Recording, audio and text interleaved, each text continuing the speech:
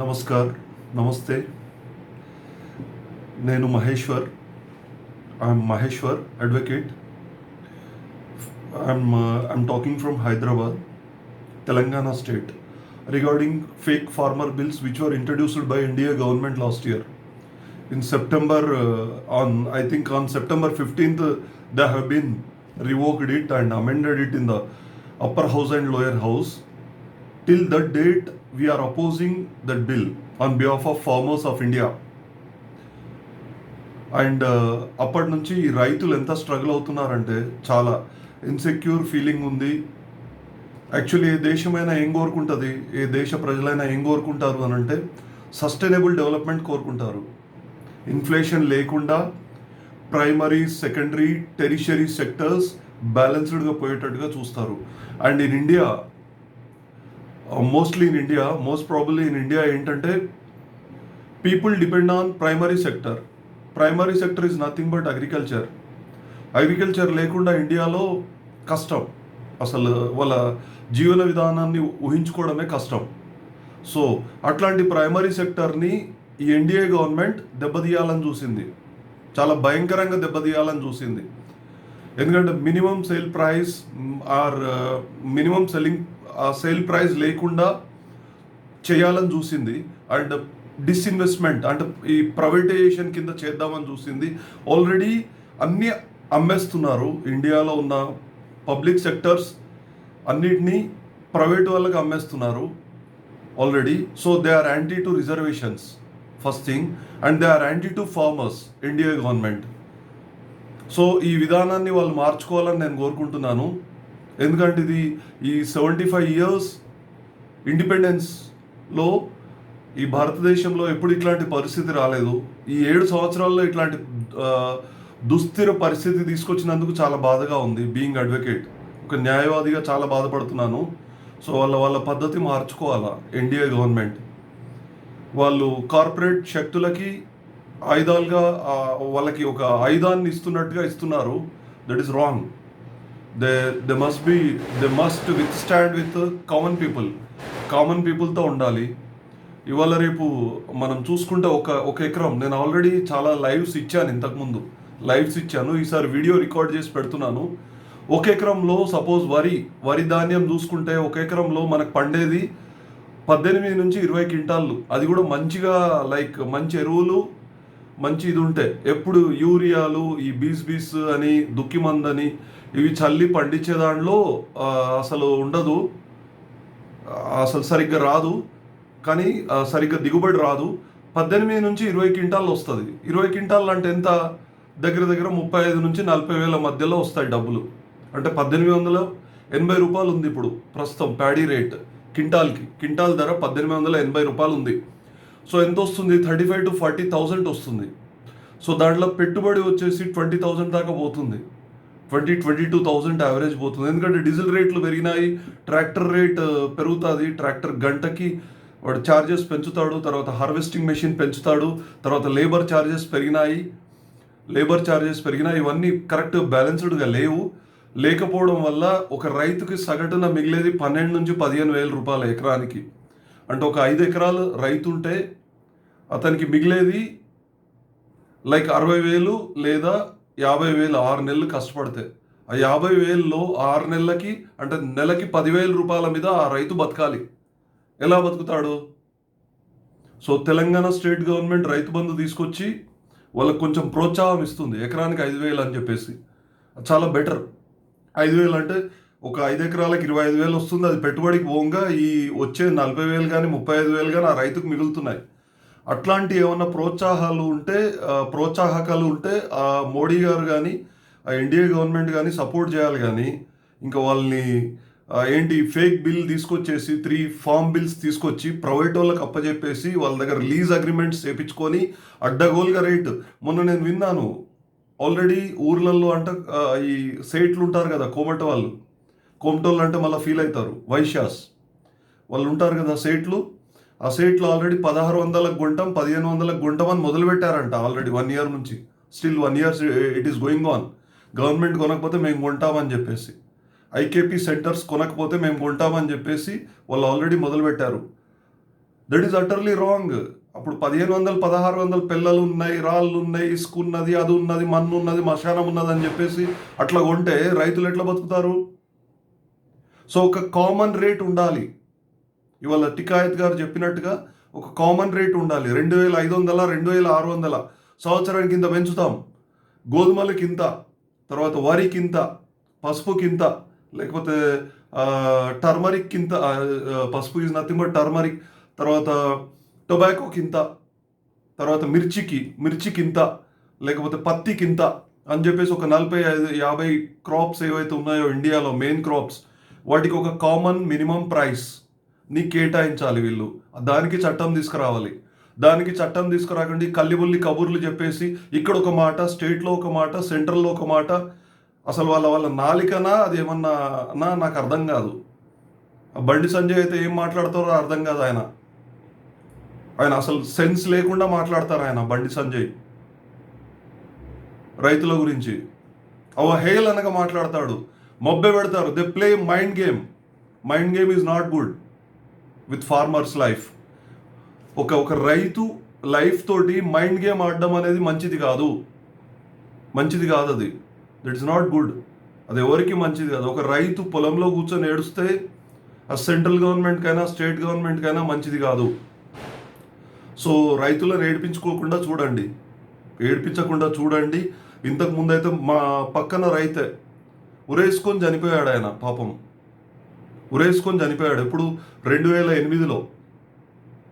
2008లో మా పక్క రైతు ఉరేసుకొని చనిపోయాడు, ఒక 10 బోర్లు వేయించుకొని. సో ఇరిగేషన్ సిస్టమ్ ఇప్పుడు బాగానే ఉంది, కొంచెం గ్రౌండ్ వాటర్ కూడా ఇంప్రూవ్ అయింది, మంచి వానలు ఉన్నాయి, మంచి వర్షాలు ఉన్నాయి.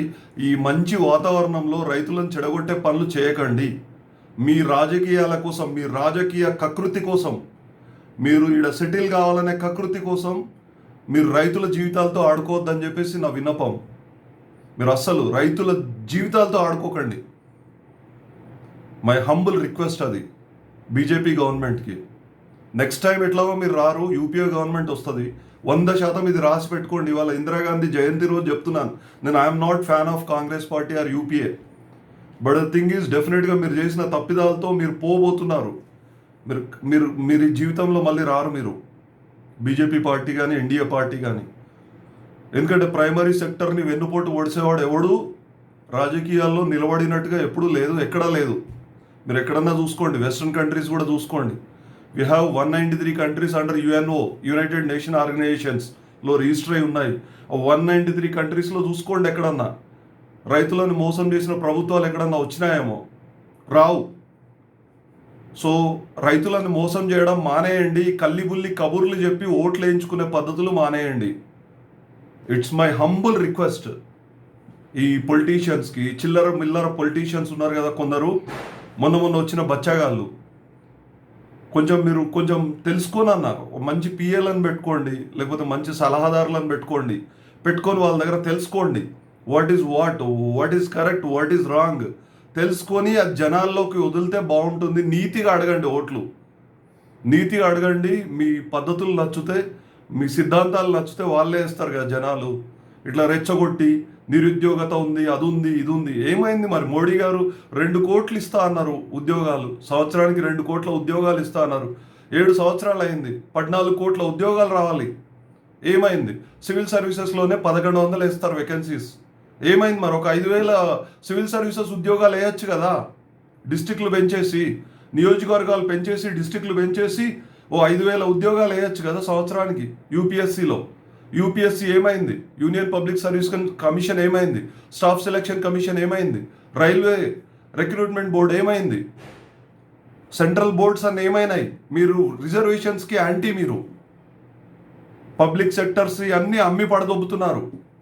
అమ్మేసి మళ్ళీ మేము ఏదో ఫేవర్గా ఉన్నాం జనాలకని మాట్లాడుతున్నారు. ఇన్ఫ్లేషన్ చూసుకుంటే ఇన్ఫ్లేషన్ దరిద్రంగా ఉంది, భయంకరమైన ఇన్ఫ్లేషన్ ఉంది.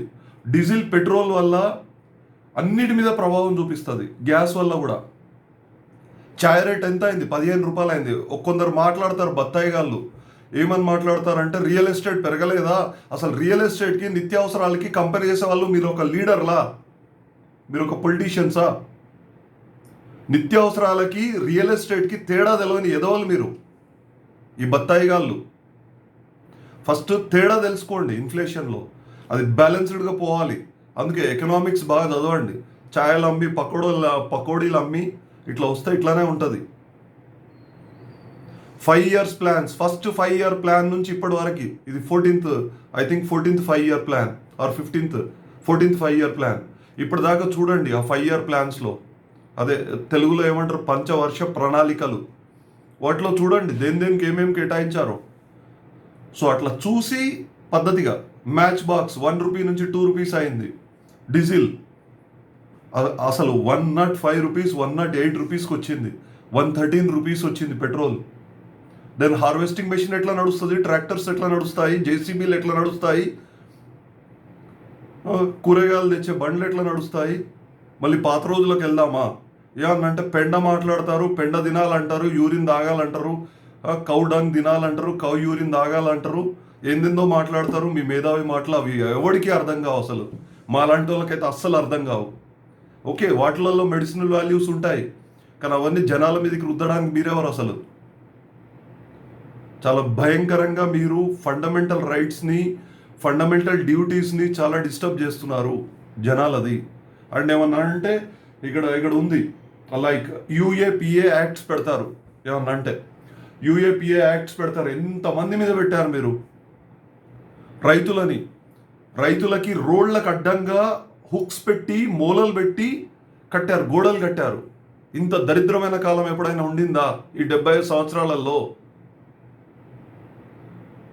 వాళ్ళు పార్లమెంట్ ముట్టడి చేస్తామనంటే, లేదా రెడ్ ఫోర్ట్ ముట్టడి చేస్తామనంటే, ఎర్రకోట ముట్టడి చేస్తామనంటే వాళ్ళని కొట్టించారు, గుర్రాలతో తొక్కిచ్చారు, లాఠీలతో కొట్టించారు. రక్తాలు ఏర్లై పారినాయి ఢిల్లీలో, హర్యానాలో, తర్వాత ఉత్తరప్రదేశ్లో. కొంచెం అన్న సిగ్గుండాలి మీకు. రైతులను కొట్టించి ఇవాళ రైతు బిల్లు రద్దు చేస్తున్నామని చెప్పేసి వాళ్ళు అనౌన్స్ చేస్తావు, రైతులకు క్షమాపణ చెప్పినావు. 1200 మంది రైతులు చనిపోయారు. వాళ్ళకి ఎవరు రెస్పాన్సిబిలిటీ? ప్రతి ఒక్క రైతుకి ₹1 ఇవ్వాలి మీరు, మోడీ గారు. ప్రతి ఒక్క రైతుకు ₹1 చెల్లించాలి మీరు. ఏం చేశారు మీరు? ఇప్పుడు ఇక్కడన్నా కేసీఆర్ గారు, తెలంగాణ రాష్ట్రంలో కేసీఆర్ గారు రైతు బంధు తీసుకొచ్చి రైతు బీమా ఇచ్చారు. అట్లీస్ట్ ఒక రైతు చనిపోతే, ఏదో ఒక కారణంతో చనిపోతే, natural death or any death, వాళ్ళకి 5 లక్షల రూపాయలు అందుతున్నాయి. ఒక గుంట భూమి ఉన్నా కూడా, గుంట భూమి ఉన్నా, 100 ఎకరాల భూమి ఉన్నా, 10 ఎకరాల భూమి ఉన్నా, 15 ఎకరాల భూమి ఉన్నా, 20 ఎకరాల భూమి ఉన్నా వాళ్ళకి రైతు బీమా అందుతుంది. మరి మీరేం చేస్తున్నారు చెప్పాలి. రైతులకు ఏం చేస్తున్నారో చెప్పాలి. క్లియర్ కట్గా మీ ప్లాన్ ఆఫ్ యాక్షన్ ఉండాలి. గ్రీన్ రివల్యూషన్ వచ్చింది, బ్లూ రివల్యూషన్ వచ్చింది ఎప్పుడు? 1960s, 1968, 1970. మీ దాంట్లో ఏం రివల్యూషన్ వచ్చింది 7 yearsలో? ఏం రాలేదు. ఒక రామ మందిరం కట్టడం తప్ప, అది కూడా అందరు చందాలతోటి. అది దానికి నేను కూడా ఇచ్చినాను. మా చందాలతోటి మేము కట్టుకుంటున్నాం గుడిని, మీరేం కడతలేరు మీ సొంత డబ్బులతో. సో మీ ఒక్కళ్ళ మీద వేసుకోకండి. అండ్ భారతదేశంలో ఎక్కువ ఉన్నది రైతులు, హిందువులే. సో హిందూ రైతులను మోసం చేయకండి. మీ హిందూయిజం మతాలు పేర్లు పెట్టేసి, మీ మతాలు పేర్లు పెట్టేసి ఓట్లు వేయించుకోవడం మానేయండి. గరీబోళ్ళ గురించి ఆలోచించండి. అండ్ చాలా సంతోషం ఇవాళ ఈ 3 fake farm bills రద్దు చేస్తున్నామని అనౌన్స్ చేసినందుకు.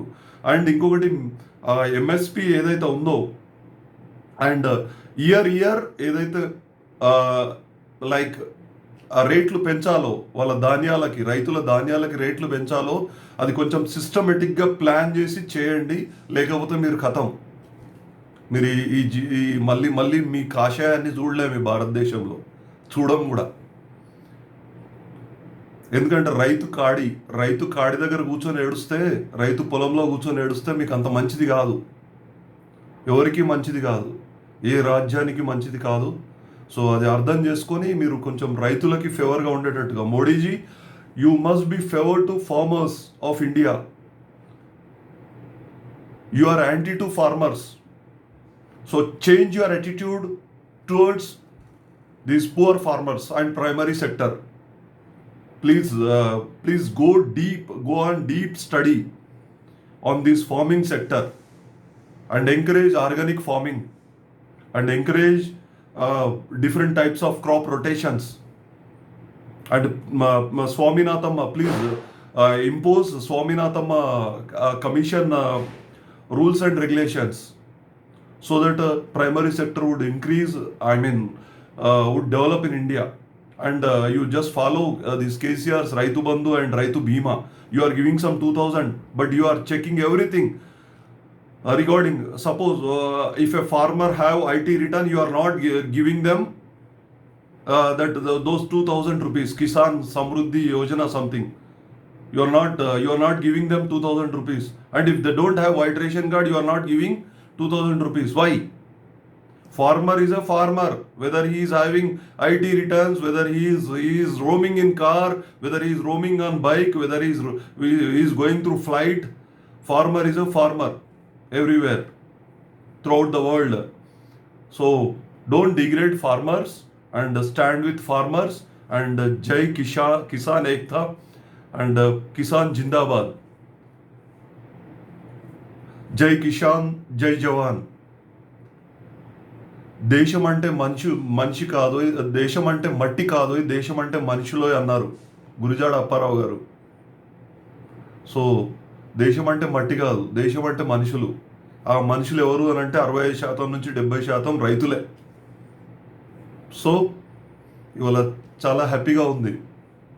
నమస్తే.